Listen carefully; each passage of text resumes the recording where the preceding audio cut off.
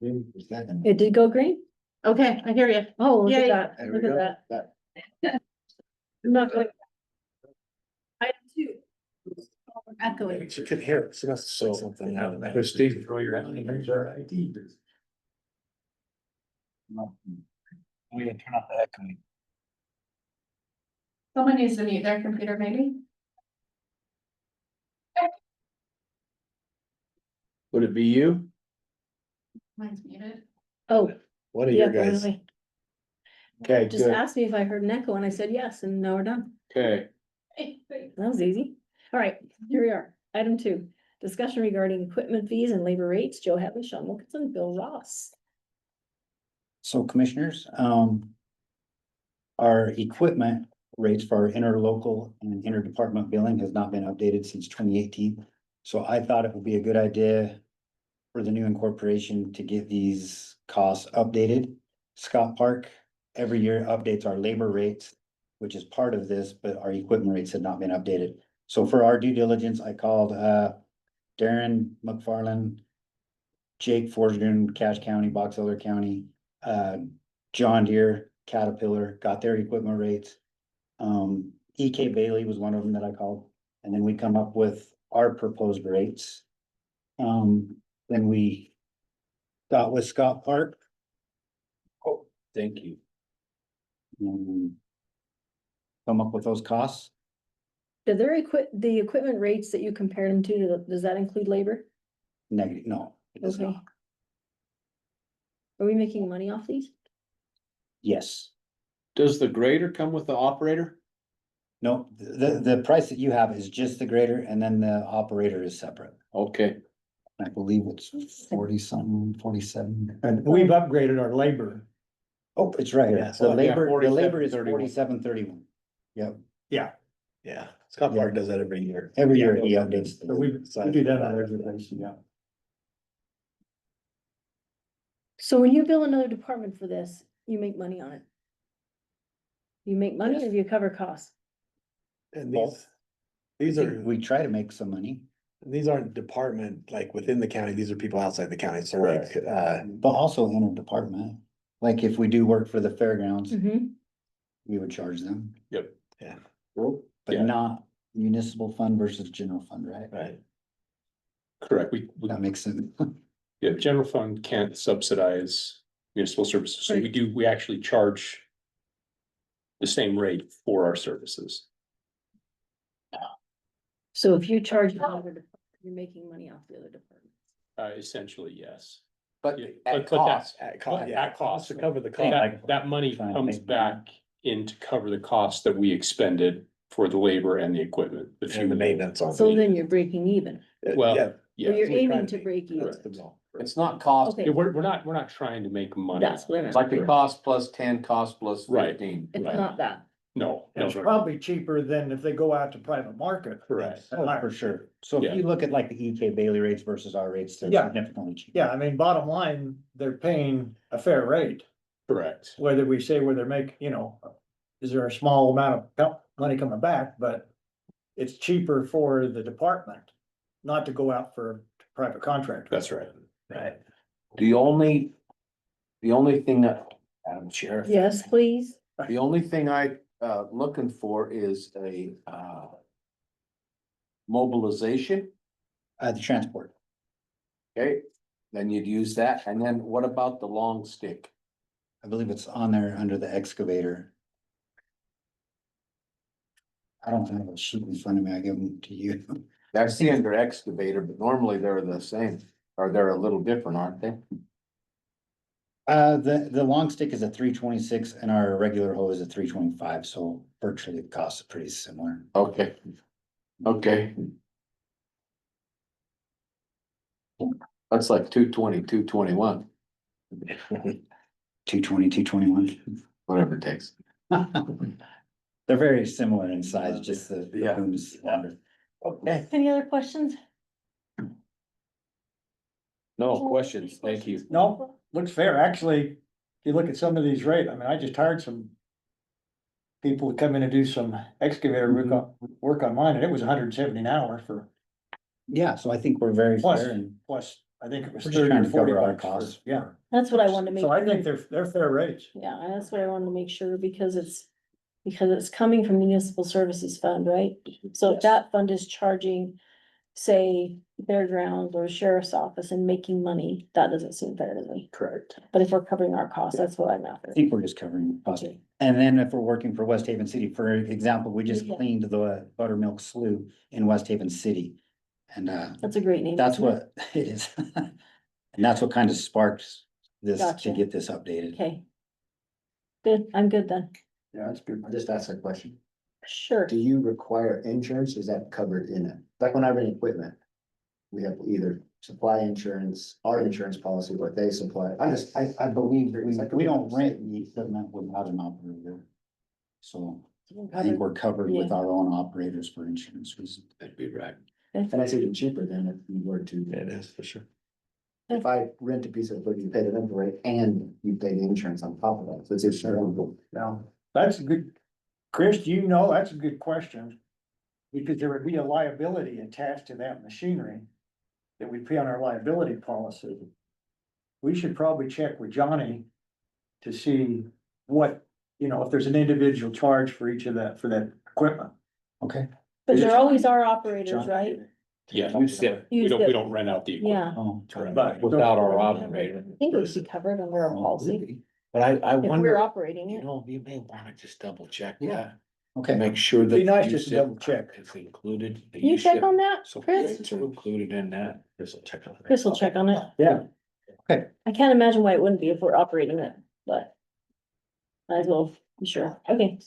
All right, I think we're good then, Joe, thank you. Thank you. Thanks guys. for Thank you. advising that, and looking into that, it's good to do every once in a while, All right, thank you. thanks.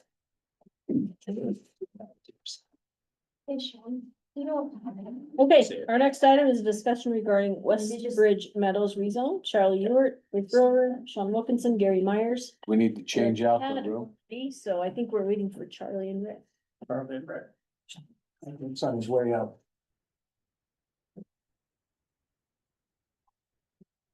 We got caught right back up. Yep, I'm here at 2:45 today, Oh, they will. Ogden City, Oh, David Sullivan. okay. So ask him, he should know.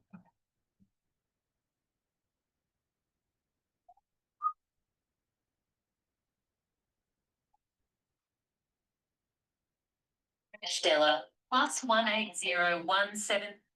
220, 221, whatever it takes. I'm glad to know he got rid of that. He had on there that voice that sounded like Whoopi Goldberg. Now that sounds more like.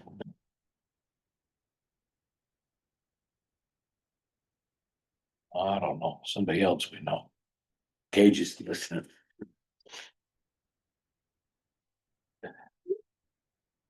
So what's been happening, you two? No, we've been arm wrestling with the planning commission. And they've just won. Kind of like, when you go golfing, you gotta let them win, right? Well, it depends on how many strokes it takes you to get to the green, really. That's a good point, 'cause sometimes letting somebody else win can take a whole lot of extra effort. Yeah. But anyway, we've actually had a really good experience with the planning commission, and Andrew can rebut that if he so chooses, but it's been a good experience, really good experience, really productive and we've went through several iterations of a land plan, trying to, tweak it, get it right, make sure that it can serve the needs of not only Weaver County in general, but just the master plan itself, with it being a 30-year project, that can be, that's a daunting task, right? To plan today for 30 years in the future, so. But it's been a great experience, and we've really enjoyed the back and forth and the planning and. We're just excited to be to this stage, to this level, and looking forward to getting to the place where we can actually start in earnest the planning process, right? Meaning the engineering process. Stella, +180. So are we waiting, I guess we're waiting for Charlie. Waiting for Charlie. Yeah. But as far as the development agreement goes, just so you guys know, these guys have taken our suggestions, planning suggestions, my suggestions, all the red lines we've sent them. They have taken them really graciously and not had a ton of unnecessary pushback from the developers on this development agreement. So from my perspective, it's made my life a little bit easier. They've been good to work with. It does not always go that way. In fact, it usually doesn't, but this one has been quite. Wow. Well, we tried. I will say it's been a common sense approach from both sides, and that's refreshing from our side as well, so. Right here, Gary, where I can just, right there. Not that fortuitous. I never thought, well, you should be. You should be. Do you need a new depend? Okay. Huh? This is a picture of my grandpa. He was playing basketball in 1921 for West High School. Oh, Wow. that's cool. Which one's your grand? This one over here.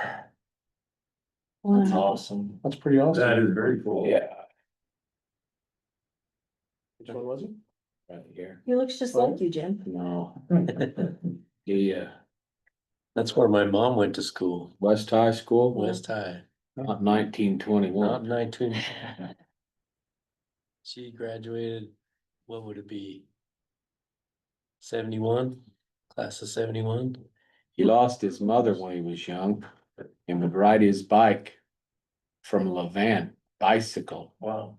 from Levan, Really? just go to school, go home on the weekends to help him farm That's close to 90 miles. Pretty good ride. on a bicycle. Wow. Yeah. Amazing. Yeah. Here we are. Hey, they're here. I've already introduced you, Charlie, so hit it. Thank you very much. Let me hand you guys just a loose leaf page here. Liam just got done telling them how you beat us up over the development agreement. Yeah, it got us in a headlock.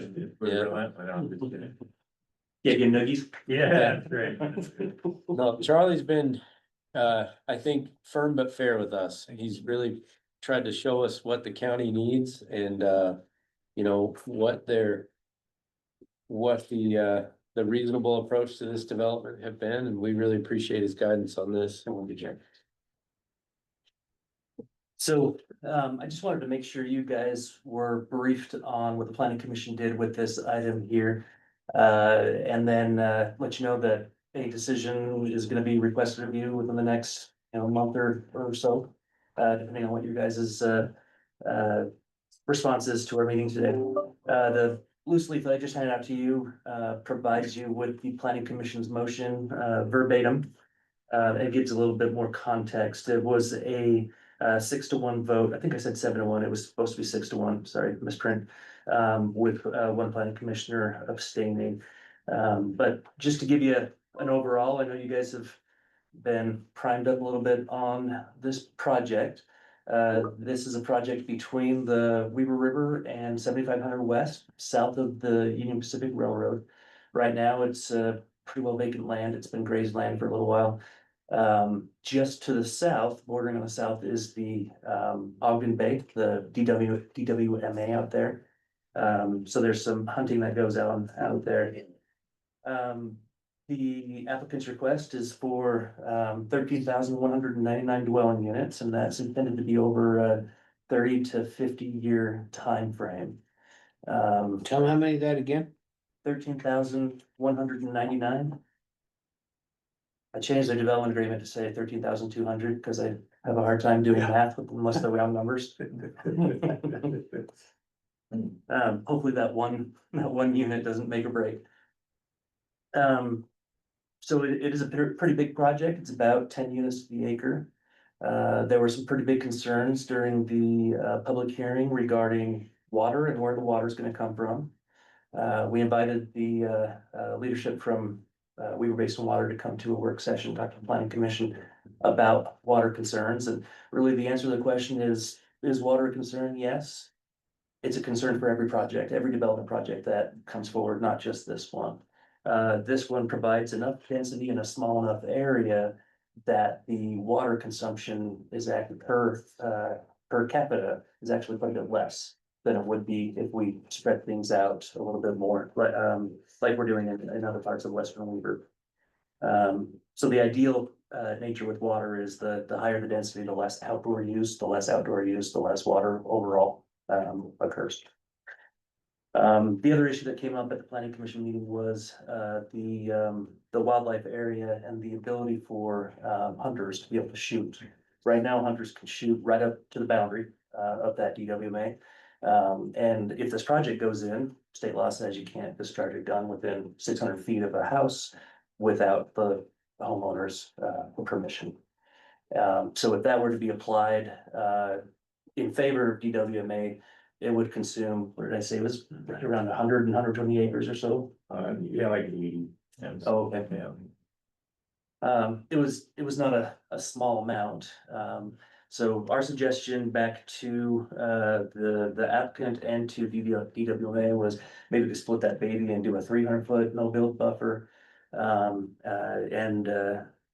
It wasn't until March when we got some information from the wildlife resources where they said they're okay with that 300-foot buffer. Prior to March, they were saying, no, we're gonna hold firm to the 600-foot buffer. With that in mind, the planning commission staff, we had a hard time justifying the full 600-foot. And so we dropped the issue altogether. The applicant came back with a suggestion of maybe 120 feet. And the purpose for that 120 feet is because where that buffer is, our general plan shows a potential future highway. This is the highway that goes to the far western side of the county and crosses the railroad at 8300 west. So that really is a highway for the port, should the port ever take off. We did ask for that 120 to be widened to 200, which the applicant did do in their proposal, but the question about 300 feet, 600 feet still remained an issue, and that's the reason why the one planning commissioner voted against. He thought that buffer needed a little bit more exploration, or at least at the very least implementation. That said, the applicant has asked for a reduction from the 300-foot buffer on the river as well. Current county code says there's a setback from the river of 300 feet. We originally asked the applicant for that 300 feet to be dedicated either to the county or to the park district. After a little bit of discussion with the folks north in the Black Pine folks in the Gibson Farm area, that general consensus was to bring that down to 100 feet. The 100-foot buffer will be dedicated outright through the project to the county, who can then deed it over to a park district if we choose to do so. They'll have a pathway and all that within that buffer. Charlie, with that 100-foot buffer, isn't there certain studies that have to be done to justify that 100 feet? Not particularly in this project. The project just has the 100. However, the most of that area currently is in floodplain. The applicant has agreed to the development agreement that they will not build in the floodplain, which means they're gonna have to change the maps.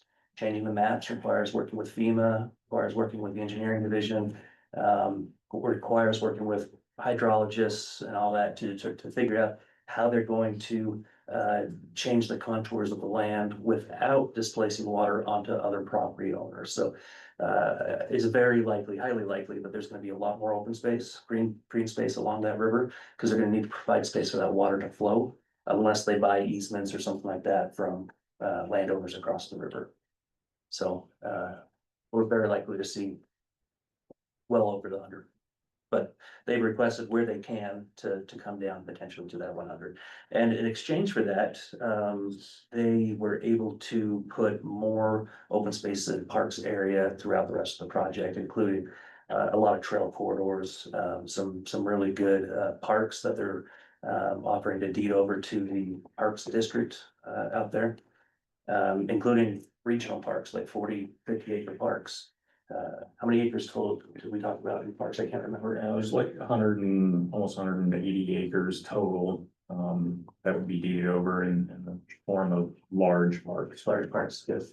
The other side of this is the planning commission, as well as the general plans. They've been asking for 10 acres of open space per every 1,000 resident. If you were to extrapolate, what that population is, over the next 50 years from the 13,200, that's right around, 300 or so acres of open space. So they are proposing the area that's not in public dedicated parks will be either in private parks that are owned and operated by the HOA, it'll be in trail corridors, it'll be in that buffer that is next to the DWMA. We've also asked for, because the general plan asks for it, a buffer along the railroad tracks for a potential future transit line. As well as that big highway right through the middle of the property, the 300-foot wide strip that could potentially become that freeway right of way, which they'll be donating to them. So that's the project in a nutshell. Does sorry. Does that include the 300 acres? Does that include, just so that I'm clear, the area along or by the river then? Yep. Area Okay, so that, that's a big piece of it. What about areas, does it include an area for schools? Does it include areas for a future transportation like drone ports? Does it include areas like shopping or fire stations? That's a lot of rooftops right there. yes, so fire stations, they've committed to a certain amount of property dedicated to the fire district for fire stations.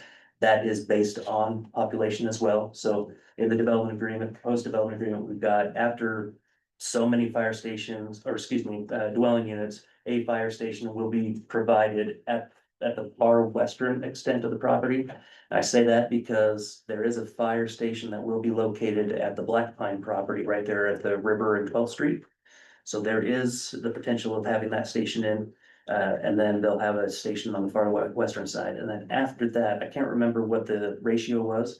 After that, every so many thousand homes, there needs to be another fire station and land dedicated for another fire station. What about churches? We didn't specifically address churches, however, responding to schools was a big point of discussion. One of the concerns was that the county upzones the property, makes the property a lot more valuable. The school district has to come in and buy property at a higher rate. So one of the things that we did in the development agreement is we said that we'll agree, they've got to do the open space needs to be 60%, no less than 60% improved open space, meaning 40% can be native or natural open space. We agreed that some of that 40% at the developer's discretion can be contributed to the school district. Doesn't the school district though, when the school district have to pay for a higher price, doesn't that mean all the taxpayers have to pay that? That's why we asked for the open space area to also allow the schools to be able to move in there. Because the price tag isn't gonna be a lot different, because it is reserved open space. It's not space reserved for future development. YMCA's or I mention churches, fire. Little gathering places, community center.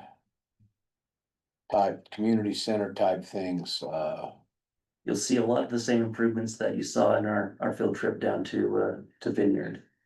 So there are those public spaces, you might not see things quite like, plazas and whatnot. However, 13,200 is a lot, and I a suspect ton. the market is going to produce a lot of space for that because people if they're gonna be there, they're gonna want to be there, right? And in some ways, in a lot of ways, I think the private market will provide for them. One of the things we learned, Madam Chair, down at the Utah Association of County Conference just this last weekend is when things like this come about, there's new legislation on the books that talks about they have to identify water. And I think Commissioner Faure could speak to that probably a little better than I, but the water piece of this too. That's all I have for right now. This is huge. This is a big thing. I do have one follow-up question about if 40% of the open space would be natural, so that it could be sold to the school district. for example, so then if that were to happen, that would reduce the amount of open space from 180 acres It would, to or from the 300 and 300. whatever acres, yeah, the overall acreage amount. We don't say specifically what area needs to be public park versus private open space area. Aside from just the base acreage that they've shown in their master plan for the parks. Right, so they have that basic acreage and then a lot of that is included along the river. And then 40% is to be left natural, so that schools can build there. It just seems like that number is gonna be whittled down. Yeah, the open space area, yeah, Right. we've had that discussion with the planning commission as well, and. The. The result, it wasn't originally proposed that the open space areas could be for schools. It was the planning commission, of the county, who came back and offered that. Cause the counter to that was, there's always gonna be space for schools, they just have to pay the price for it, right? Right, So I think the planning commission looked at it as the majority of school property is open. And so they would consider that as open space as well, even though there might be a school on it. But you're right, there's a good question about schools. Yeah, first off, I wanna give thanks to planning commission, spent some time on this, I appreciate Andrew and the work on it. Two concerns, so we had a water meeting last week. About Western Weaver County, and I think I came back and said, look, we need to take a look before we look at potential general plan where the water is. Well, and Commissioner Harvey brought it up, talking to a couple of my former colleagues. There was a Senate bill passed this year that not only suggested it, required that before a general plan goes in, that any type of water usage, future water usage be addressed in that general plan. So no longer is it's a may, it's a shall. I've got copies of those, actually, I gave Ashlyn that this morning to look at, so we need to know where we're at with water. But we're gonna have to look at different type of zoning, as I was talking with some legislators down there in Washington County. That land's never had water. And so water's a big thing. We need to address what's the type of use in terms of, is it a quarter, is it a half acre? There's not enough water to go around. We know that. So water has to be addressed. And it we address because we now have to, not that we wouldn't do it, but under state code, we're going to. The other part that is concerning we need to address is that we are just in the process, we'll be making a agreement with UDOT to revise the plan on alignment of Legacy North. It's UDOT's feelings, and I'd have to go along with their feelings, that west alignment's not gonna hold. Number one, because environmental, number two, because it doesn't have the traffic and the commission will never fund it. So, my opinion is until we know exactly where that 300-foot corridor is gonna go, and we won't know that for another year. I wanna be real careful in taking and in making any promises for development in that area. So water, here, show me the water solution. So we can go to the state and show that this is addressed, there's water, but there's not water. So we don't get into a lawsuit over that, with the number of water users out there. And then show me where the alignment's gonna go. Get it. Right now, there's 6 potential alignments. We need to get that down to 1. And I think the planning commission, correct me if I'm wrong, Andrew, also feels the same way. Yeah. And we need it for planning for the future. Right now, UDOT has been under the assumption that western alignment is probably gonna hold, which I don't understand, because in the same conversation, their planner comes back and say, that's never gonna work. Yeah. But they bought what, 60 acres out there, or whatever it was. Based on that, so we need to correct that ASAP. Anyway, those are the 2 issues that, in my mind, I've gotta have resolved before I agree to do anything. I've got a couple of answers that might help. I don't know if it'll completely resolve. So the first question about water, the development agreement specifically says that the entire project will be xeriscaped. So we'll see a little bit of xeriscape vegetation in there that has like drip irrigation. But for the most part, you're not gonna see a lot of outdoor watering. It'll be more the Phoenix style Okay, of, so do they have the water purchased from Weaver Basin? not yet. Okay, No. tell me when that's done. Okay. It's a great concept, but I like to see what they call wet water, Charlie. Yep. Not promises of drip irrigation, whatever. Show me the wet water. Give me the contract with Weaver Basin. Perfect. Okay, and the other item on the highway, we're concerned the highway's not gonna go there as well. The development agreement is written in a way that says that they'll provide the corridor, they'll keep it open, not develop in it. After a certain period of time, we probably shouldn't hold on to that for too long, right? Mhm. After a certain period of time, it goes back to them or back to whoever owns the property at a later time. The good thing about that is they are planning on putting just a highway of some sort, their own highway, in there that'll be a county highway. It'll just be access and service to that subdivision from 2550 south. So 2550 south will go out and kind of curve up and around along that same alignment.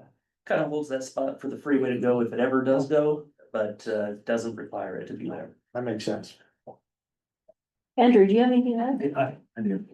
So a couple things. One, we are talking about rezone.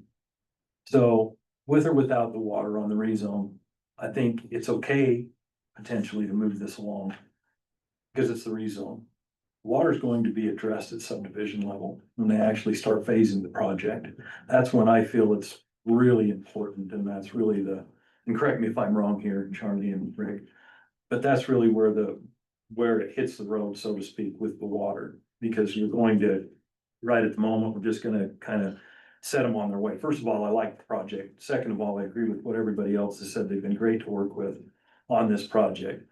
They've been willing to do a lot of stuff that, man, we just don't normally see. First of all, we don't see this kind of a project, and then second of all, it kind of, with this size, you don't expect the kind of cooperation that we've gotten, and maybe that all goes together.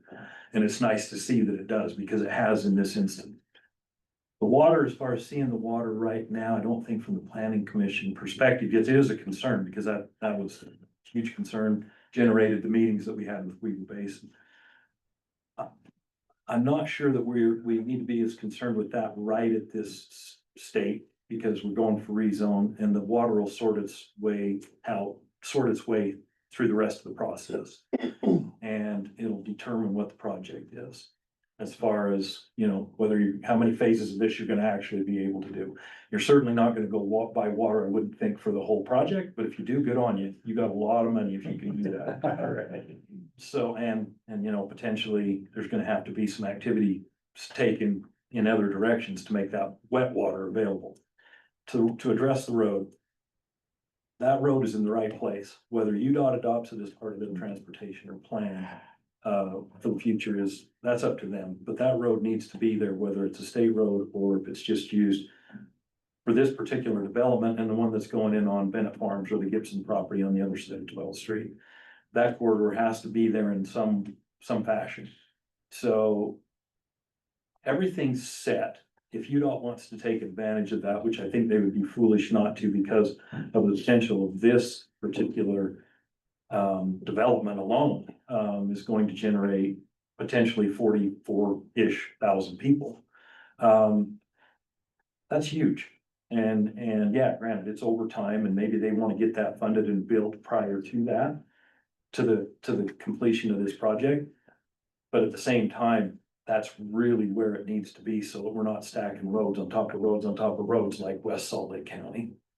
So that's kind of the feeling that in the discussions that we had at the planning commission level, a lot of this information was vetted, I think, pretty thoroughly. And, Rick and Charlie can vouch or not vouch for that, but there were some really deep discussions on all of these issues.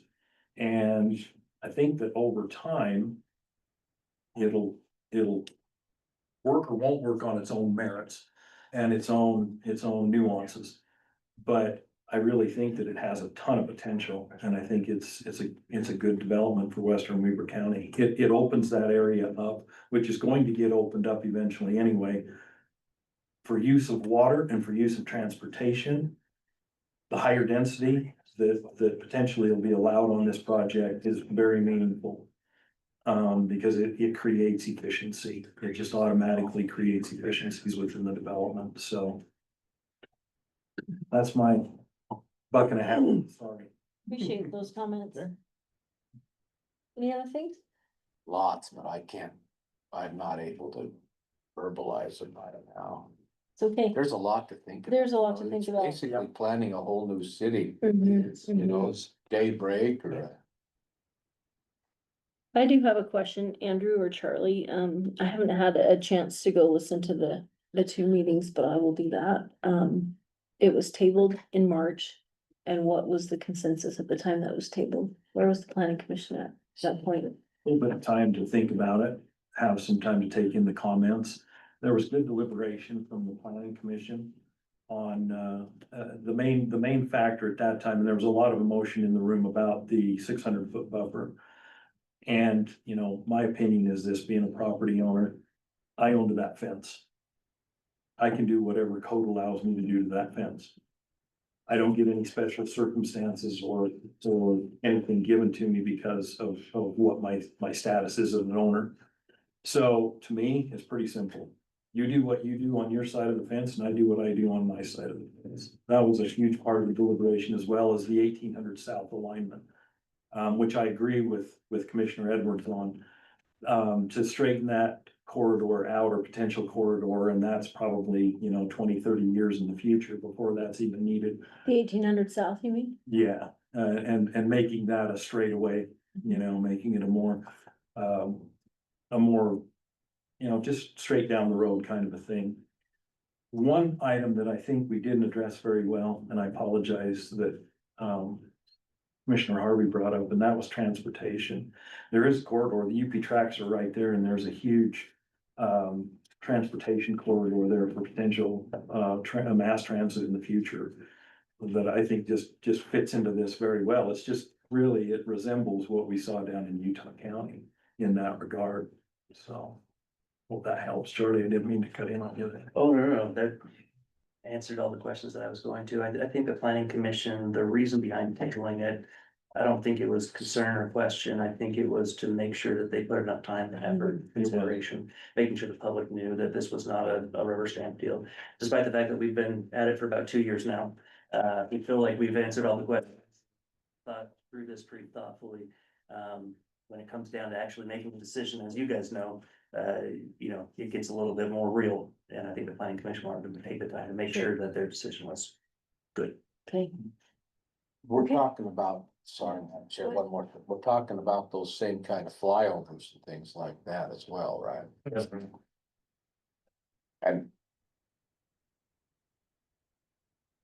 And Vineyard, what was that? Was it 10-1 in Vineyard, Charlie? No, I don't know what the standard was in Vineyard, but we're asking a lot. What's it in Norton Commons, Charlie? It's not 10-1. Okay, that just kind of gives me an idea of what to think of trying to understand what that's gonna be out there, Yeah, what is your density down in Vineyard, excluding Utah City? So, yeah, Utah City, the portion of it that's dubbed Utah City for marketing purposes only, it's really, we're building out the Vineyard City core. That is unlimited density, so you kind of have to throw that to the wayside. Yeah. It's a super fun site that was the Geneva Steel cleanup site. So they incentivize that development with unlimited density. But that being said, it does help to mention, just to give you an idea of the scope and the full context. We're currently planning about 25,000 units on that core city center, Utah City site, which is about 600 acres in the Geneva site cleanup.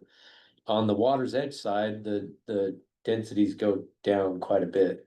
So the Water's Edge community that we took you through, the overall density was about six to the acre. Yeah, that's the one dude that had the 12-car garage or whatever. Yeah. I remember that though. I remember that corner lot. Yeah, and we did a lot of similar things in that community that we're planning on doing in this master plan as well. Meaning we put plenty of city parks in there. We had a city hall site. We had a couple of fire stations, multiple school sites that we drove you guys past, and you saw how all of that kind of evolved naturally. But it was all a cohesive plan. It wasn't done by happenstance. The way we did it as a master developer is we involved the builders that we wanted to partner with after the planning was done. And we said, okay, this is all planned out. This block is gonna look like this. Now you as the builder, you can take the lead on taking it vertical, but this is the way it needs to be planned and this is the way it's laid out. And a similar approach is what we're taking on this master plan. We're taking a comprehensive look at the whole area and trying to figure out, okay, well, if this is the second city center site that we've done in northern Utah, what are the things that we learned from that one that we can apply here and make sure that all those civic and municipal uses are accounted for, plus what's gonna be a great looking neighborhood for everybody to live in. And so really, you'd have to look at the whole Water's Edge plus Utah City site to get a feel for what we're trying to do here in West Weber County. And it probably won't be as stark of a contrast between the Utah City site being mostly apartments and condos and high-rise kind of stuff. We're not gonna do that out here in Weber County. We're gonna transition the middle a lot more gradually than we did in Vineyard. Cause in Vineyard, we went right from smaller lots and apartments and condos to high rises, you know, and we're in the city center on Geneva, that's what it's all gonna be. Office buildings and high-rise apartments and things like that. In this community, we're gonna take a gradual approach to that progressive. The progression from lower density to higher density. And so in the civic uses and around the major transportation cores, you'll see some of those smaller apartment buildings and stuff, but that'll kind of be the exception, not the norm. Whereas Utah City is a lot more dense, what we're planning there, so. And I would say down the road too, right? The density stuff's there. It takes a while to get there, you know, it's more closer to the river, a little further north on the development. And so we intend to start, like Cameron's saying, on the west and the south, kind of work our way back toward that density. So we've got several years before, and really the reason for that is we hope to just kind of grow into that density. And a lot of it will be dictated by what does the corridor look like? Does the corridor look over there? Maybe it doesn't. If it doesn't, is there a need for another corridor that size? It's just gonna take time to let the development kind of organically grow into whatever it's gonna grow into. I think, you know, to Andrew's point, right, the rezone is you know, granting approval for the vision, and then once we start executing, it will take on, you know, a life of its own over the next 20 to 30 years, and a lot of that will be determined on what the market and where the market goes, how it lays out. When we did deed restrictions with regards to homeowner occupied, at what point does that play in? At the subdivision level. Not in the zone? We have it in the development agreement, if we're looking at putting some type of restrictions in place that at subdivision level that takes place, but. Where it actually, you know, happens fully is at the subdivision level. They've got a really cool product that they're calling it Flex Homes. It allows for smaller homes to be built with the infrastructure and foundation and all that. Having the ability to add on, including adding a garage, adding a expanded area. So a little bit like what Nilsson is doing, but I think you'll like what these guys are doing even better in that respect. And that's hopefully that's the response to affordability. And I think it's gonna be a fairly good response just by nature of the size of the homes and the size of the lots. We're gonna have a lot more affordability out there. The other element to think about as we think about how the Western Weaver area will grow is what's the market gonna do? If the market is demanding housing and this is the place where housing is approved, it's very likely that it'll kind of act as a vacuum. Sucking it off of their other areas and punching it right here in this area. So I think you'll get two things. You'll get greater housing affordability for the region because there's a lot more supply. But you'll also see some of those other open space areas or farmlands or whatever. You'll see them selling water to a project like this or projects like this in other areas like the Western Weaver area. So, question. Wow. So, two questions for Andrew. So what was the feedback from our secondary water companies about supplying secondary water? Because without secondary water, we don't get primary. You understand that very clearly.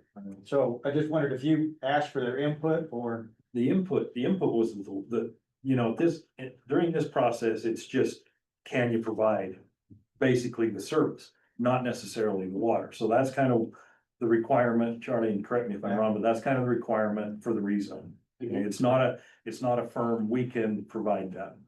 So I think, and you guys correct me on this if I'm wrong, but it seems like to me this, the conversation progressed in that way. It was now. You haven't made up your mind, and neither has the water district, whether you're gonna make a commitment to each other, because you might directly make a commitment with Weaver Basin Water. Is that fair? Fair, yeah. You mind me elaborating just a touch on that? Please do. So we've met with Weaver Basin a few times in conversations. With a project this size, you know, we have to, right, to your Right. point, we gotta figure out water sooner rather than later. And for us, to figure that out has been very important for us to be able to negotiate in other areas, right, of the overall development. So it's been very, very important for us to understand water. So in our conversations with Weaver Basin, and when Weaver Basin came to the planning commission for the work session, you know, what they said was, you know, music to our ears, which was the future of water really lies in conservation, not necessarily the build out of, you know, facilities all across the state. Don't get me wrong, that needs to happen, and the facilities that need to be built need to be built. But the real future of water really lies in conservation. And so, you know, in our conversations with Weaver Basin, and this is relatively preliminary, we still have a lot of studying to do, but our knee jerk is to say, we will more than likely not have a secondary system, because we will plan in such a way that conservation is like nothing that has been seen here in Utah. By the way, just for an FYI, I spent the first 20 years of my career in southern Nevada, where we went through all of this, you know, 30 years ago. And water conservation, you know, just, it's everything. And then what you find is when you focus on conservation and bring your per unit ratio down from 0.4, from 0.3, and you can get down into under 0.2, a secondary system no longer makes any sense. And so you can go, if you can get your conservation on a development-wide approach, if you can get it down to under 0.2, secondary water really becomes inefficient and chips away at affordability. So that's the way we're leaning. And again, that's not something that we've done just arbitrarily. That's something we've talked about with Weaver Basin. When we told them that that's where we were leaning, they said to us, great, like, let's keep talking, because that's I can tell you, as a Weaver Basin board member, those discussions have taken place, and great. we're actually encouraging our Great. second water companies to look at the infrastructure cost with the secondary system. Great. So I guess my last question, if I might, so where does the development agreement enter into this? Now, I understand this is a vision, laying this out for the future, the next 20 or 30 years. But I still get concerned with, okay, once you have the vision out there, it becomes a plat. It's very easy to take that to what I call the people from California and sell them papered lots. They come in thinking they've got 30,000, 13,000 papered lots, and now they come back to the county and ask us why we don't have water. So I just think, I wanna make sure that development agreement, because I mean, I know how it works, you know, you put these paper lots out there, you turn around and sell them. But the buyer may not have that full information, or even if they do, they come back to the county and now we're the bad guys. I don't wanna be the bad guys. I want you guys to solve your problems and not pass it back on after you flip the subdivision. Round of applause there. Yeah. And maybe. I don't wanna be, but I know how these things work, so. Yeah. So the answer to the question is that they cannot get a subdivision plat approved unless they have wet water. That's the way our code currently works, and if we're worried about our code changing, we can write that specifically into the development agreement as well. That no plating until there is wet water to the property. Either that or it's bonded, so it's funded. Well, in my opinion, it's gotta be ironclad. That nothing gets recorded so they can flip the property until we know that the water's, whether it's development agreement or whatever it is. And to me, that's critical. I'll make sure. Charlie, is there Charlie. addition? Sorry. Is there additional information in the development agreement that talks about the water that's referencing the subdivision ordinance? No, not yet, but we could write that in. We do have some provisions in the development agreement about water. Basically, if they don't have enough water, they don't have a development. Right. That's really the way the development agreement's But written. is it gonna be that in the development agreement? Yes, it will be that, and I'll have it even tighter now that I know that we want that. Well, We have that concern. Yeah.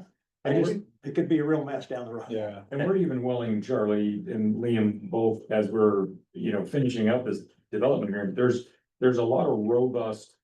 Language in there on behalf of the county as it relates to us as master developers. And so we, the county, the way I'm reading the development here, the county is very well protected. Against the paper lot buyers that we may, and certainly will sell to. But we have as the master developer, we are held to a really, really high level of, I don't know, what do you want, a fiduciary responsibility to the county to ensure that our buyers are fully informed. And so I think the development agreement speaks volumes, and maybe if we want to tie those together, the water requirements as it relates to master developer, we're very open to that.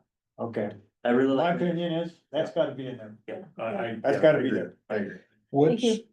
Madam Chair, do you mind if I ask Commissioner Farrar a question? What's your timing where we don't know where things are going with UDOT? Are you satisfied with the response that the developer and Charlie has talked to you about with the location without knowing that? Well, whether that goes there or not, I agree partially with Andrew, it probably gonna require secondary access. I firmly believe the North Legacy, when it gets built, won't go there. Now, whether it requires another, because of the inland port or other industry, but there's not gonna be enough traffic for 40 years to justify the North Legacy there. If you want a North Legacy, you can go east. How far, I don't know, but let's keep it there, because until that's off the table, then when it becomes off the table, then What's up? it could be, instead of being a 300 foot, it could be a 150. Yeah, there you go. So, Okay. Madam Chair, and I'm sorry for going over time on this. There's a lot of context and a lot more details that we want to bring to you at another time. Today, we just wanted to make sure you guys were aware and give us some elementary guidance. And I think in the next couple of weeks, 2-3 weeks, we'll be back in front of you in another work session Okay. before it goes on for a hearing. Okay, great. I appreciate it. Thank you. Thank you all. Thank you. Christie, will you let them know we're ready? It's actually my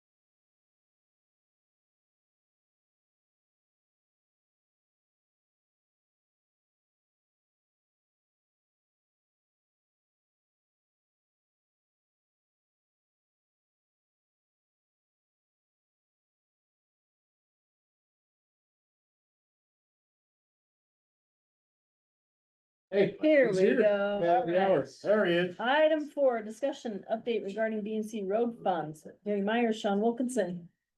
Gary, Yes, go ahead. thanks, commissioners. I've got for your signature today, basically an application form. We're changing and adding to our B and C road funding. As happens every year, as we add subdivisions in, it adds some different mileage in there, both for the upper and for the lower valley. Just to give you an idea, we added 2.26 miles of roadway in the upper valley. We added 4.68 miles in the lower valley of new roadway. It will now classify as B and C funding. So I just needed to get an authorized signature from our commission chair. You okay with that? Fortunately speaking, it just shows that we do a lot more for the citizens on the east side of the mountains than we do when you look for population on the west side. Proportionate. That's an interesting word. You're correct. Any issues with this?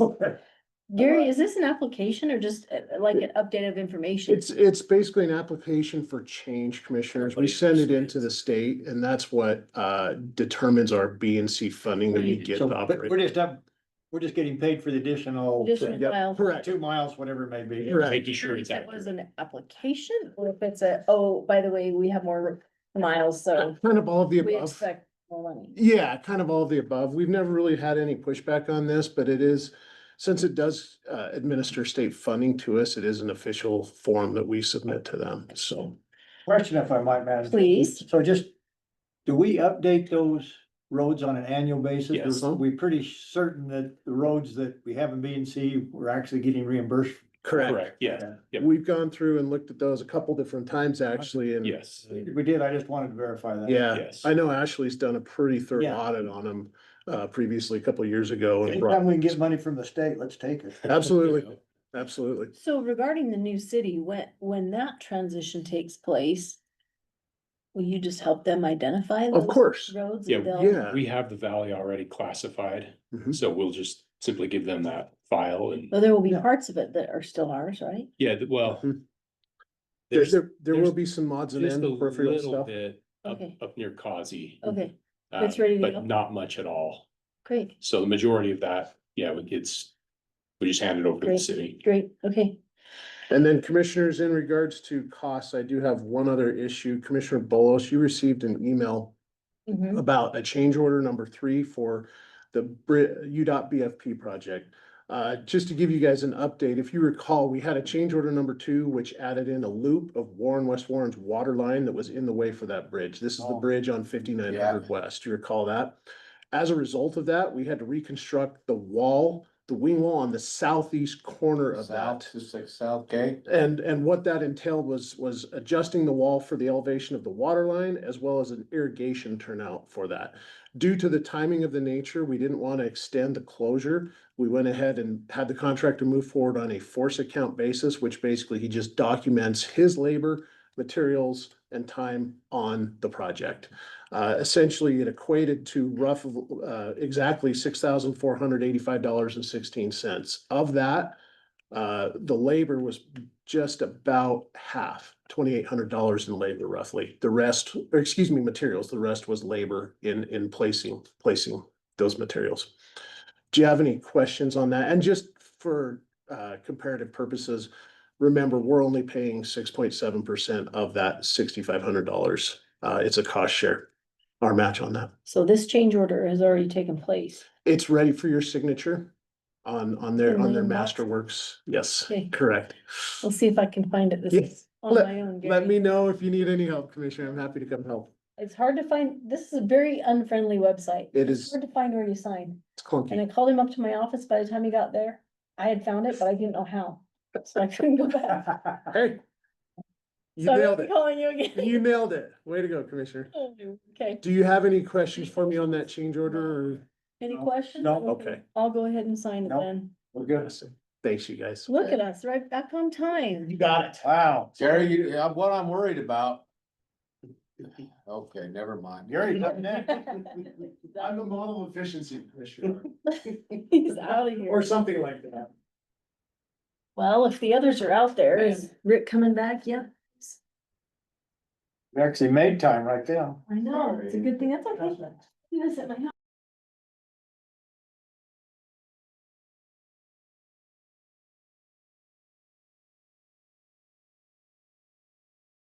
Come on in, you guys.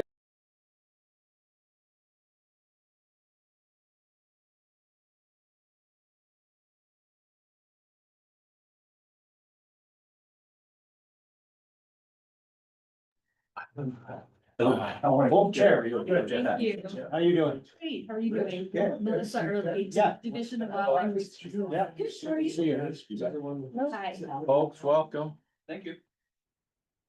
How you doing? I'm Jeff Adams. Feel free to sit Yes. wherever you guys, table back, wherever's Are convenient. you waiting for others, Gary? No, I think this is it, commissioners. Is Rick coming? Is Rick coming? Thank you, thanks for having me. No, Rick? Liam? Jack Ray. I have them on my. Okay, they're here, they're here.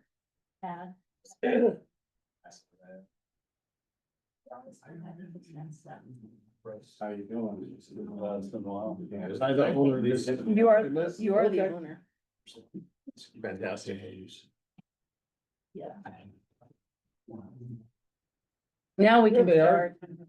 There we go. Wish you guys could make some kind of a hybrid deer so they wouldn't eat flowers. Okay,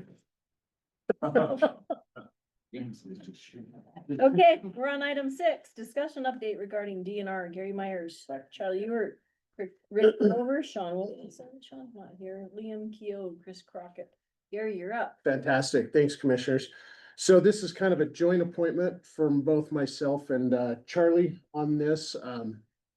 We recently, earlier today, had a conversation about the new Westbridge subdivision that was introduced to you from the planning commission. As you're aware, my purview, I deal a lot with our floodplains, our floodwaters and that kind of approach to how stormwater is managed in the county. I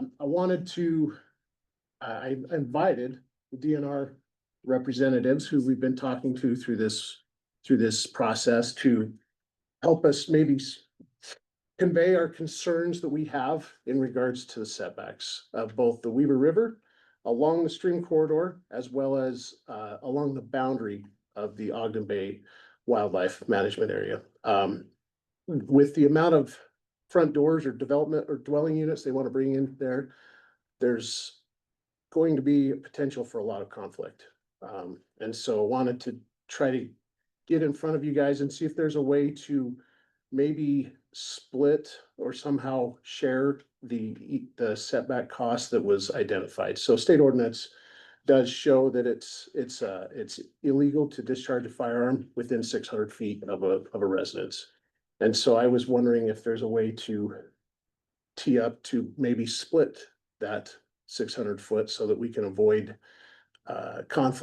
future conflict with the new residences that will show up there and with the recreational that exists there. In addition, not in just regards for recreation, it also accommodates the wildlife management area there for the habitat that it provides for the local resource there. Did I miss anything on that, Charlie? In regards to the river corridor setback, we're looking at it from a habitat perspective as well as a floodplain perspective. Earlier, I pulled up the map that we have of our current floodplains, and there is quite a bit of encumbered area within this Westbridge subdivision development area they'll have to work through. And so we initially started working with both Rich and Melissa about this and have had a lot of conversations. And with that, Rich and Melissa, if you would like to maybe introduce those that you've brought along with you. I know you've sent letters of support or letters that would state your guys' position on this as well. Sure, so thank you for this opportunity to be here. My name is Melissa Early.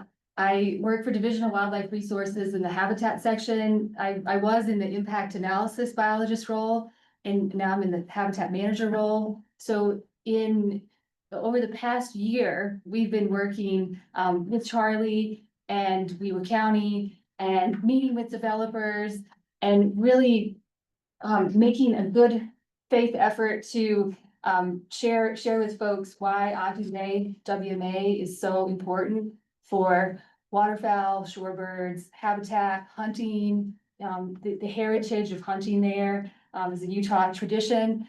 We wrote a letter, which I hope all of you received, this letter. And this letter really identifies like the key points that we've been talking about over the past year, so I won't go into all the details of this letter, but we'll be happy to answer questions that people have. We also shared this letter with the West Weaver Planning Commission, and, you know, feel like having buffers, like the general plan's 300-foot development setback from the Weaver River, that provides, you know, much more of a buffer for wildlife movement, habitat connectivity, floodplain connectivity, much more than a smaller one. So we strongly support that 300-foot buffer as identified in the general plan, and then also suggested in this letter or recommended a 300-foot building setback adjacent to the WMA, because as Gary mentioned, discharging firearm. We respect private property rights and know that people can do what they want on private property, but we are really making a good faith effort to manage our WMA and provide reasons for illustrating ways to mitigate development next door in a sensitive area. Rich, what did I miss? No, you're good. I mean, we're not asking them to absorb any loss that we're not willing to absorb. We're recommending we take a 300-foot buffer and they take a 300-foot buffer. So, if we take away 300 feet of hunting, that's gonna impact almost 40 acres of hunting. And, Ogden Bay was developed in 1937, so we've been hunting this area for, over 90 years, and there's thousands of hunter use days in this area, so we are gonna be impacting. The other thing is Ogden Bay is really upland habitat limited, and this is prime pheasant habitat that we're gonna be taking hunting opportunity away for, as well as some waterfowl stuff, but, like, Melissa said, like that, if we get more of a 300-foot buffer, we're not gonna have nearly as big of an impact on our nesting birds and our recruitment as well. That'll definitely mitigate for any impacts of the development, and we're just hoping to maintain what we do. In conversations we've had with the developers from Westbridge Meadows over the past year, we identified that Ogden Bay WMA has seasonal closures, super important for nesting birds. It's not a recreational amenity to go just hiking or biking or running or camping. It is managed for wildlife and their habitat. So the developers did agree to build a wall separating the WMA and their development, because it's also for the protection of citizens and their pets and children, and so that's a good step. As part of the waterfowl management area, we actively trap during the nesting season, so we have better recruitment, so we don't want pets to be caught in the trap. And we brought a subject matter expert with us, Becca Downard from Utah Geological Survey, just wanted her to speak to the importance of wetland habitat. Yeah, so I was looking at their kind of nationwide recommendations for riparian buffers, and 300 feet is the bare minimum for maintaining wildlife buffers around riparian zones. Where it's a large river, that could be bigger, but it seems like 300 is the agreed upon length. The other thing I looked at was what kind of wetland impacts this area will have, and where they have 370 acres of wetlands already on that property. If those are drained, that's also going to increase their flood risk. So really keeping homes outside that riparian zone is going to protect the functions that provides. It acts like a sponge to soak up those floodwaters before it makes it to the uplands. And it also filters all the runoff that's going to be coming off this land now. So keeping that intact, especially all the way to the WMA boundary, is really critical to keep it functioning. Any questions, comments? You're making notes. Comment. So, I support the corridors you're talking about. But I don't support that it's the county's obligation to create eminent domain, take property, private property. My suggestion would be talked to some of the colleagues, I think, Carl Albrecht still runs DNR appropriation, right? So I would talk to appropriation chairs, and I would just suggest you do it the old fashioned way. If you need property, which we did a lot in the state, you should buy it. But I'm not in favor of the state coming back. We deal this with UDOT, I was on the other side before, but the state should buy it. Bottom line, and they've got funds available, whether it's agricultural protection, whether it's corridor preservation. But I'm not in favor of the county stepping in and telling a private property owner, we're gonna take it for state agents. If the state wants it, they should be the bad guys, not the county. Talk to Carl or talk to Schultz. I think I have enough friends down there that would still support private property rights. That this is a taking, and I'm not prepared to do a taking, so. Commissioner Harvey? I like that idea, 100%. I think you've made a good case and point. But I think that the state should own that property, put the boundary where we are now but I'd like to see you have more than the 300 feet, so to do that, you probably ought to buy it. But I would love to see that happen. So it takes it off of our plate. That would be yeah. Charlie, was the developer willing to create that 300-foot buffer? I think if we told him to. I don't know if it was voluntary. I know Yeah, the 600 was a really sour. For point sure. them, but I think the 300, they were a lot more inclined to agree to. Well, I thought it came back from the planning commission. The 300 was not accepted by the planning commission as well. Correct. Is that correct? Yeah. So both be clear here, the 600 feet and the 300 feet were not approved by the planning commission. Yeah, That's the other part. I'm not prepared to really go against our planning commission. Yeah. I would guess if the developer was okay with the 300, the planning commission would have been okay with it, but where the developer said, no, we had our chance to do buffer negotiation and that's over now. And I think they're a little bit more fine tuned in the engineering and the open space allocation, all that, I think it'll take us to push them to do it, if they're gonna do it. Well, Gary, you're the one that kind of brought this. Why wouldn't the state buy that property if it's that critical to them? And instead of forcing the county to eminent domain or take it with. Sure, no, understood. Well, to be honest, we wanted to at least have this as a beginning place to start conversations. Well, your beginning should be with the state, shouldn't it? So we wanted to see what the temperature or the pulse was of the planning of county commission, just from you guys, to see where your thoughts were on this. We certainly can go back to the state, talk to them, see what they're open to. As always, I'm sure with state, they're gonna be short on funding as they always seem to be in every other. They can sweep the aspect. corners, Gary. Absolutely, Don't worry about that. we can certainly ask some questions, Commissioner Faur, absolutely. Well, they're better prepared to do it than the county. Okay. What about? Sorry, Madam Chair. Please. Thank you. So a while, how long has the existing property line been in place? You mentioned 1937. So this property was acquired back 90 years ago-ish, 88 years ago. Yeah. Back then, there were less dwellings. I assume I wasn't alive back then, but I'm gonna just guess. But, so they figured that was enough back then. Is that true? Or that's what the budget allowed.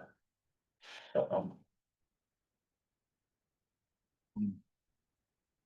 One of our thoughts too, commissioners, is if there's a way to offset impact that this might have on the development with different densities within the development itself to accommodate and satisfy both demands.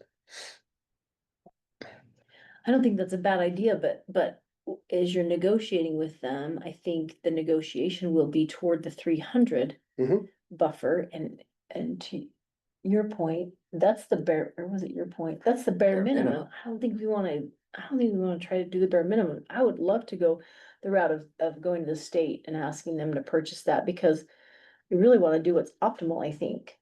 Agreed. And the only way to do that is gonna be through state funding. Because the developer is not gonna go for 600. I think we do it right, so I would say start at the state because we wanna do it right. something that I've negotiated on other projects in the past is the creation, whether it's a buffer or holding space for a road or something like that. I've negotiated that being retained for 3 to 5 years, whatever timeframe we agree on, in which case the developer wouldn't be able to build within that corridor for that period of time. Giving the state agency, I've negotiated this with UDOT before, giving the state agency the opportunity to purchase it from the developer or purchase an easement. I mean, they put an easement on that 300-foot buffer, that's a pretty cool open space area. Yeah, that for might sure, happen. for those homes. Yeah, it doesn't have to necessarily be fee simple. State, we deal all the time with easements, right of ways, so there's ways to accomplish that, but the dollars have to come from the state. Sean? Talk to Carl, get it done. Just one question though, are the developers willing sellers either for an easement or for the property? And that's the role the county might play, because if they're not, the development agreement is the only way to, even if we're requiring it to be purchased, the development agreement is the mechanism that we have to make that happen. So that's something that we're going to have to think about if the county wants to play a role in this at all, or if we just say, we don't care and state will deal with it. If we play a role, we've got to make sure that's in the development agreement. So you're saying we could play a role, it would still involve the state purchasing that ground, but. Correct, or an easement or whatever it is, Sure, sure. but if the developers are not willing sellers at this point, then the county may have to step in, or the state's going to have to use eminent Why would domain. why would the county get involved with that? It must be Really, part of the development agreement. That Well, says the that's what I'm state has to saying. Come to the table. and if we take that side, then we're back to eminent domain from the county. I'm saying it's a transaction between the private property owner and the state. Correct, unless the property owner doesn't want to sell. Well, that's up to the private property owner. I agree. At that point, though, even if they go raise the funds, if the developer won't sell, do you want to play any role in I get it. helping that move forward? The negotiation forward. That's the only thing. I think I would rather cross that bridge if we get to Yeah. it. Okay, Let's see. I wanna what we can find do out, with the that's, state. you're putting, yeah, yeah, let's find out what the state will do first. for sure. Oh, yeah, I just had a question. Can you tell us who you are? I know I'm a little bit new to this process. My name is Jack Ray. I'm with the Utah Waterfowl Association. But a point was mentioned and some issues I've dealt with on the south end of the lake. This has been a mechanism perhaps for facilitating something that gives the property owner the full value of their property while at the same time achieving some other purpose like, in this case, a buffer, and that is either a transfer of development rights, increased densities, or some other concessions in the planning of the development that would essentially be, for all intents and purposes, money in the pocket of the developer, but still achieve some other broader objective. Has that been considered? Is that an option? I think we might, but I think we start at the Sure, yeah, state. I mean- We start at the state. I agree with you, Commissioner For. Again, that's an option, TDR purchase is an option, very similar to fee simple, easement, right of way. There's a list as long as your arm that the state has capability of doing. And again, as long as they come up with the money to make that happen, I think we're good with it. Would So- you guys like to carve out some time in the development agreement, just carve out a few years to say, don't build in this area? Let the state figure this out with you. If the state doesn't, then you could start building. You don't have to answer the question. That's interesting. So right now. Yeah, I know that in the planning commission meeting, it was brought up about transferring the development rights and they did not look favorably upon that. well, yeah, again, way I fall back on the planning commission. Let's listen to them. The way the development agreement is structured, they'd get the 13,200 regardless. Right. If you guys approve it that way.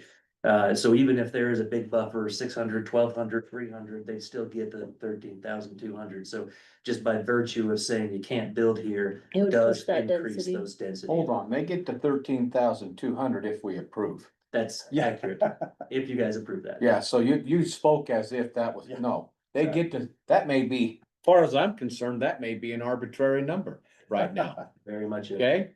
And so I wanna be really clear about that. I'm hung up on that just right now. That's a huge number. With a H or a Y, that's a big one. Okay, and so, but in order to have your cake and eat it too, I think that we're never gonna get that area back. And so if someone wants to go out there and fire their gun and hunt it, or they wanna nest it, or they wanna keep the flowers off of it, then we need to protect that wildlife area too. I very much believe that. We're not gonna get that back. I think going out there and doing what any development is already gonna have an impact. For sure. So, could I ask Commissioner Harvey a question? Oh, boy. So what I hear you saying is you may not be 100% on board with what coming out of the planning commission in terms of density at this point in time. That's a lot of density. Well, is that a true statement or I not? think that's what you're. I'm not saying I disagree with you, With the way I understand it right now, I need to understand it better. So like, yeah, that's a true statement. because I would like to make sure that's communicated back to our staff. That's a before we true see- statement. Before we see this. That's a in front true of us. statement, but I'm hung up. I brought up two examples. Listen, I've been listening to you guys for 9 years now. And I've been going on these little field excursions and trips and things like that to try to wrap my head around it. But I'm hung up right now. I'm hung up from an hour ago. I'm hung up. This is part of the reason why I'm hung up. But yeah, I think what. I'm glad think- I'm glad you folks come in. That's a good thing, but I think this Commissioners, thing- oh, sorry. Sorry, I apologize, I overspoke. I know the state brought some representatives of some other interested parties as well. Are you open to hearing comments from them? If they've got money. I got $30 in my wallet. I'm open to that, but I think, and I don't wanna shut anybody out, Sure. but I think we're all on the same page right now about seeing what the state will do. Yeah. Um. Knowing that the development is not a sure thing, because it is a lot of density, especially for that area and the wildlife in that area. So I'm happy to hear from them, Gary, but I don't know that it's gonna change our minds. No. okay, if they That's wanna up to you. get there, they're gonna have to do some back and forth, and we may have some opportunity. I would encourage that group to talk to their senators and representatives, especially the appropriations committee that oversees DNR. And that's the source of funds, Gary. Okay. You know that. I do know that. Use them. Okay. Got it. Yeah. Sounds good. Anything to add? Nope, that's Anything to it. add? No, dude, no. Done. Great conversation. I'm glad this was, right after the former one. Yeah. I really. I am glad you Yeah. came in. We're glad you're here. Good luck. We're glad to put some arm fan in the new kid. Yeah, you know Stan Albrecht, but I don't have his number. Oh, yeah. Had a good conversation 2 days ago. We'll be down there. I'll start meeting with some of the locals. Probably here. So reach out to me. Warren down there. So I ran IGG.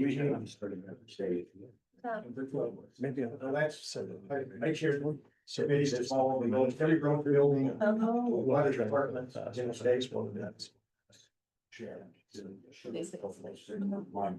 well connected. Well, I know them all. Some of them are still there, most of them are there. Where do you live? How you doing? Yeah, good. I want to, bring a different perspective that never gone out here. This side of the fence. The other side's supposed to be. So.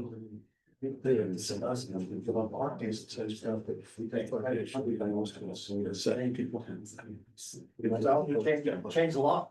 And the answer is change the statute, and take away the 600 feet. So, I'm just saying. well, we don't have to, It's our land. why is it our rights to take, come into your backyard and say you can't back? That is my, that is. No, it's not yours, you don't own it. So, I'm sitting. yeah.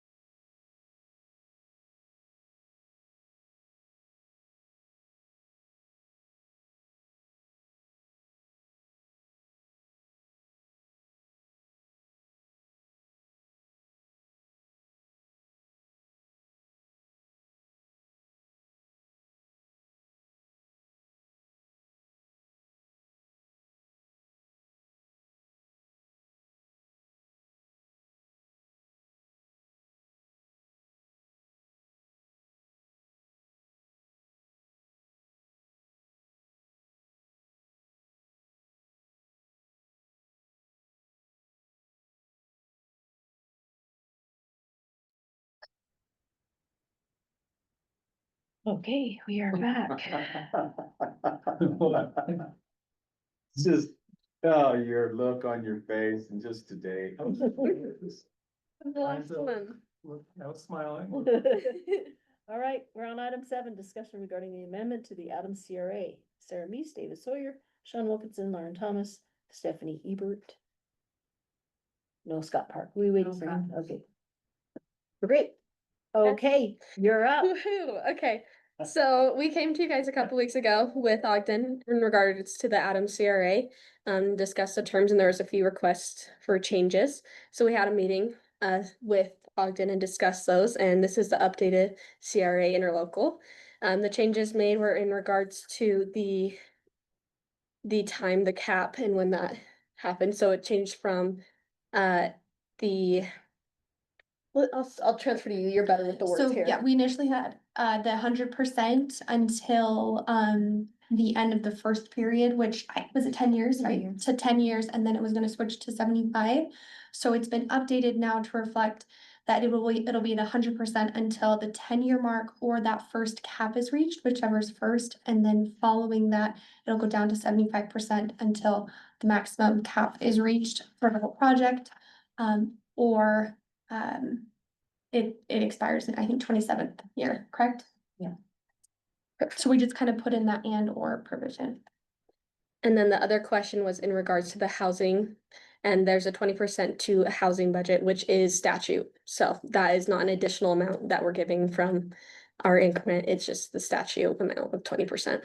So I believe those were the only changes requested 20% of the overall increment that's getting. that was your issue. Mhm. So, but is this directed toward, the state requires affordable housing? Yep, and that's the The affordable concern that housing we've had statute before, it requirement. doesn't go to the developer for projects or either, it has to go for affordable housing, not directly in a developer's pocket. I wanna make sure we're clear on that. It's for income targeted housing, so that's 80% of AMI for rental housing or 120% for owner occupied. It could still be used, to incentivize the development project, and maybe just to give an example of this. We've had some conversations with Give Group about the project here at the Weaver Block and how we could best support that. And where that project is gonna be essentially tax exempt if it's owned by perpetual housing fund, it won't be generating new tax increment. But the funds that we already have in the RDA housing fund could be used to support that type of project.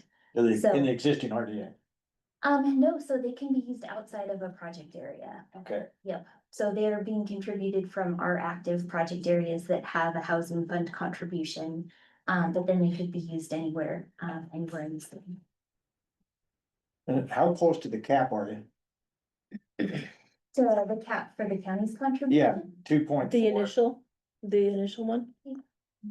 Only about, I think it was half, It's about halfway. to the cap, the initial cap. Well, that's why we thought that, which would be helpful. We appreciated the suggestion about looking at that original cap. But when we ran our projections, we think we'll actually, 2027 should come before that cap is reached anyway. So whichever comes first, but no later than 2027. I think some of the entities are gonna reach it quicker than I think others. I think the school district is a lot closer to theirs than, but. And they're increasing theirs as well. They approved that in the. That answers my questions, Madam Chair. Questions? I don't, thank you for the effort you put in that and the work, the language, and seems like we're really close. So if everything sounds good, we'll get it in the portal this week to get approved by all the departments and it'll be on the agenda next week. Okay. Anything to add? Anything else? No, thanks so much. I Steph? appreciate the dialogue. Okay. All right, thank you. Thank you. Wow, first time and you're even under your time. Thank you. Wow. Thank you. You can come back any week. All right, item 8, commissioners, Motion to adjourn. Second. all in favor? Aye. Motion carries. Have fun. Yes.